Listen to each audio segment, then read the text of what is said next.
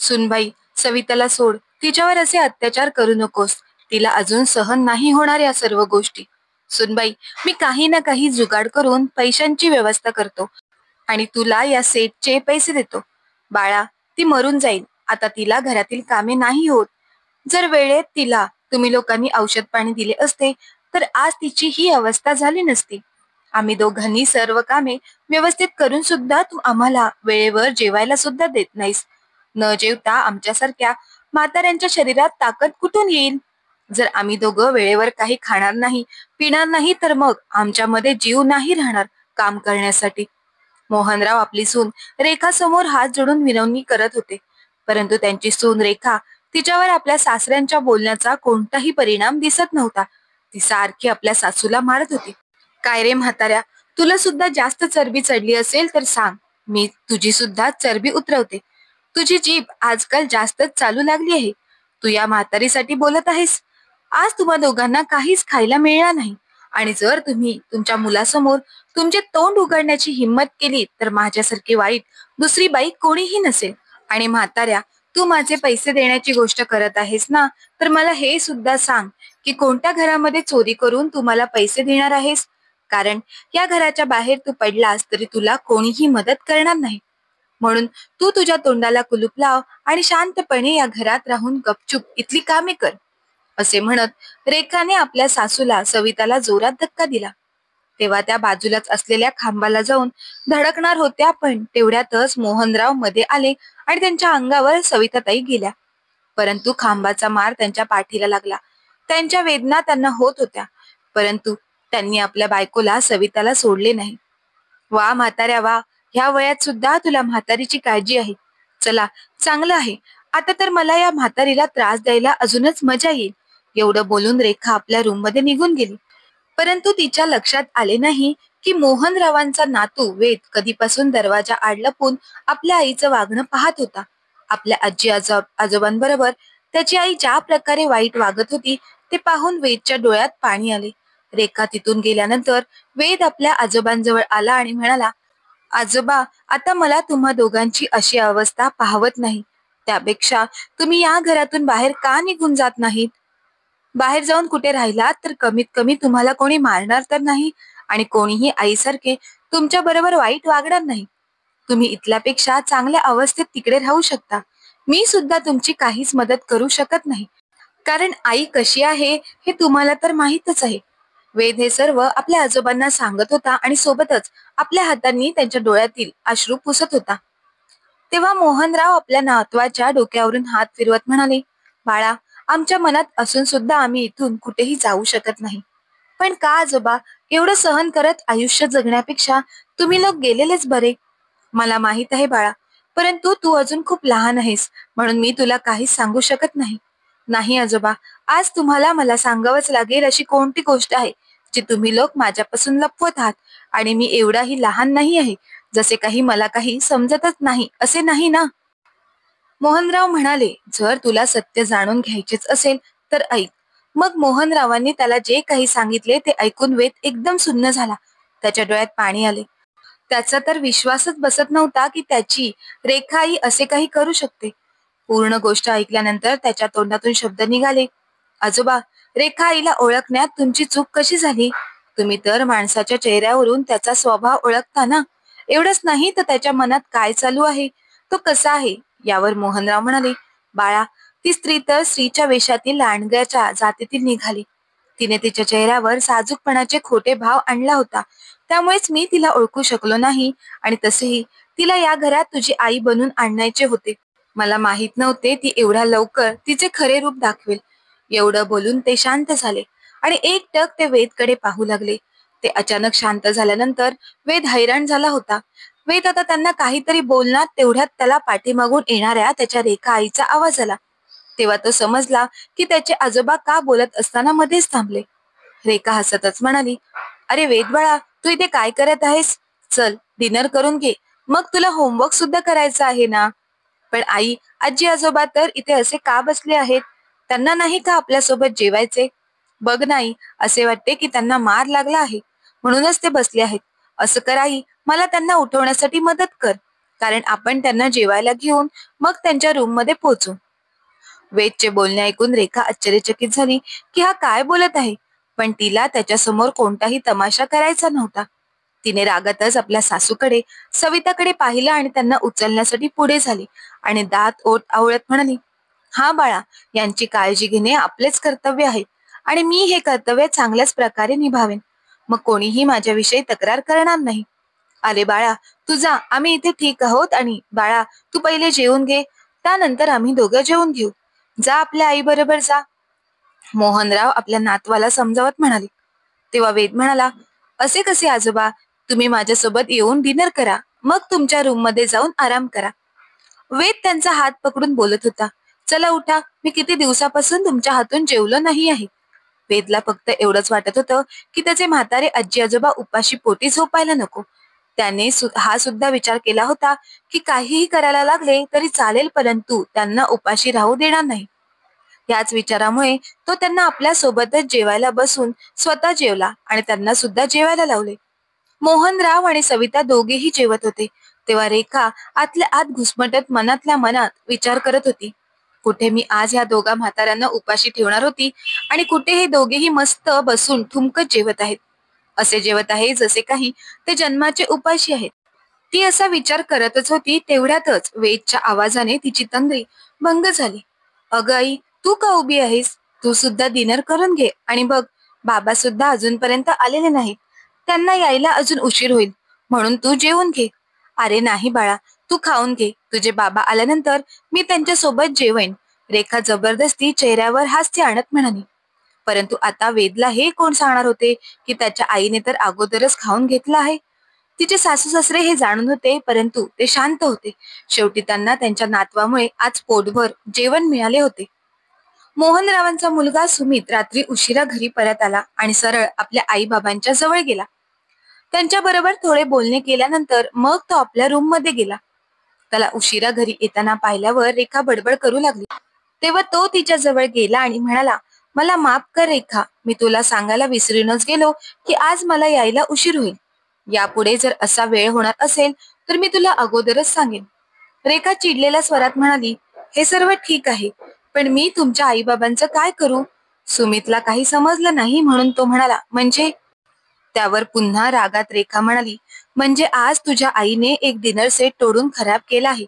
मी त्यांना किती वेळा सांगून समजावून सांगते की त्यांना काही हवं असेल तर माझ्याकडे मागा, परंतु त्यांना मला काही सांगायचे नसते. प्रत्येक गोष्ट त्यांना स्वतःलाच घ्यायची असते.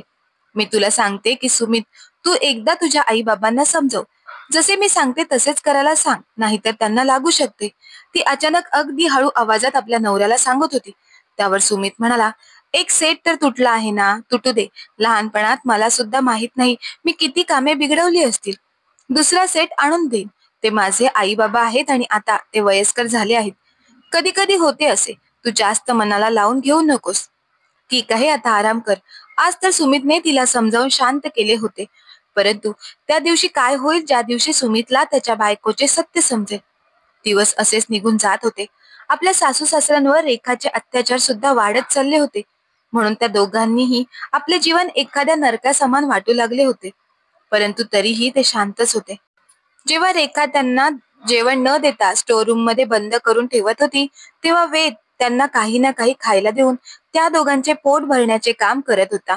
सुमित यायच्या वेळेला रेखा त्यांना स्टोर रूम मधून बाहेर काढून त्यांच्या रूम मध्ये पोचवत असे. एक दिवस मोहनरावांना आणि सविताला ताप आला होता, त्यामुळे ते सकाळी उठले नाहीत. तेव्हा रेखा सकाळी सकाळी त्यांना अपशब्द बोलू लागली आणि जबरदस्ती त्यांना उठून घराच्या अंगणात घेऊन आली. काही कामाचे नाहीत, नावाला धान्याचे कोठार पण रिकामेच. काही काम सांगितले की तुम्ही दोघं लगेचच मरायला येता आणि खायला तर तुम्हाला वेगवेगळे पदार्थ पाहिजे असतात, असे म्हणत तिने थंडगार पाणी त्यांच्या अंगावर टाकले. त्यांना अगोदरच हलकी सर्दी झाली होती आणि ताप सुद्धा आला होता.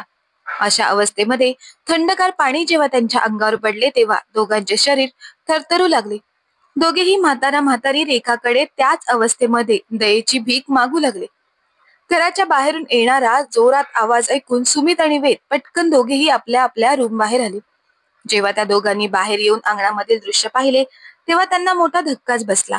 आपल्या आईबाबांना अशा अवस्थेत पाहून सुमितच्या डोळ्यात राग भरला.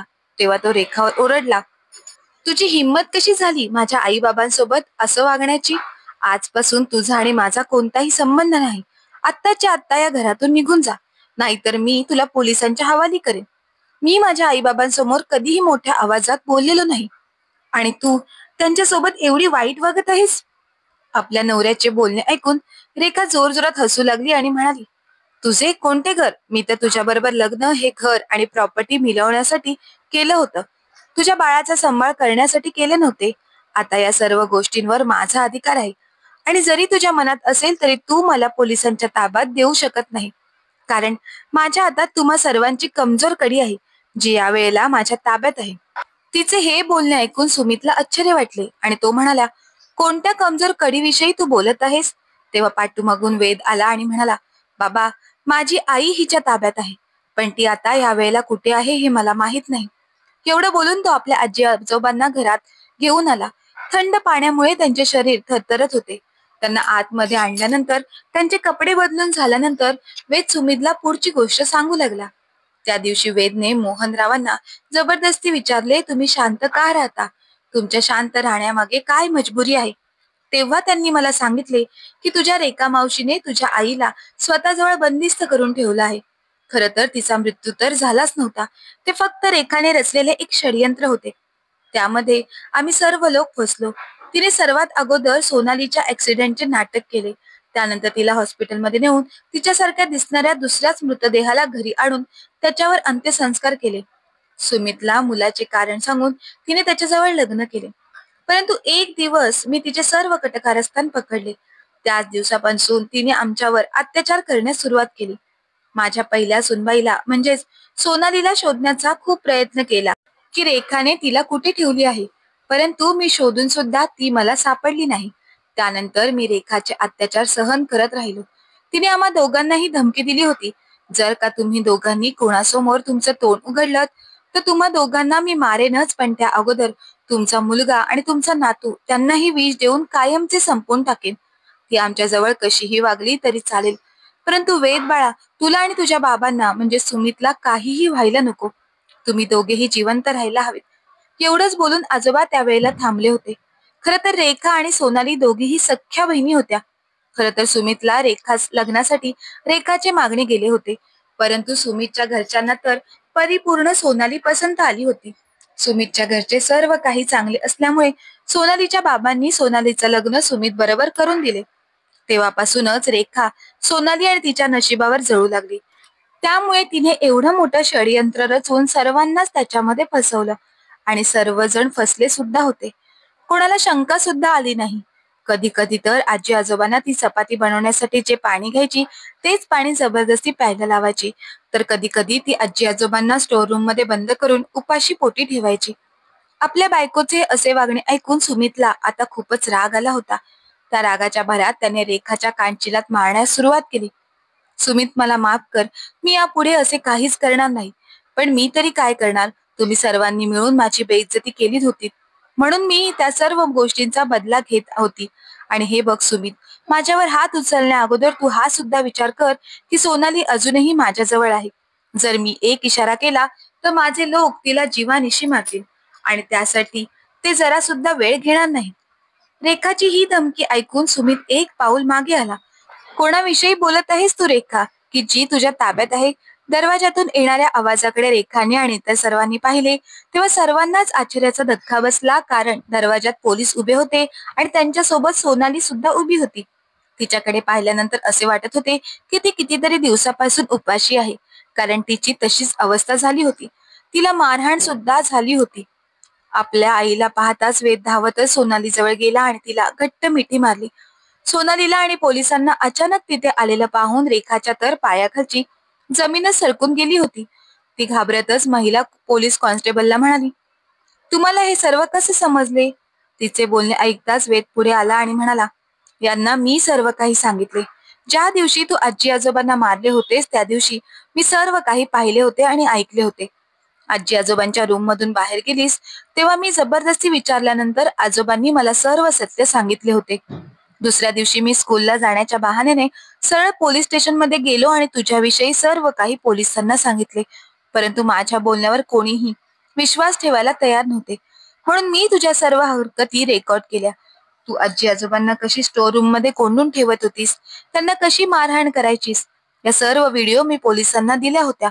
नंतर या लोकांनी तुझ्यावर नजर ठेवण्यास सुरुवात केली होती आणि त्याचाच परिणाम आपल्या समोर आहे. वेदचे पूर्ण बोलणे ऐकल्यानंतर रेखा रागातच त्याच्याकडे गेली आणि त्याला मारणार तेवढ्यातच तिचा हात सोनालीने पकडला आणि म्हणाली, तुझी एवढी हिंमत, माझ्या मुलाला तू हातच कशी लावू शकतेस? इन्स्पेक्टर साहेब, हिला आत्ताच्या आत्ता इथून घेऊन जा. नाही, मी इथून कुठेही जाऊ शकत नाही. हे घर माझं आहे. मी तुम्हा सर्वांना जीवानिशी मारेन.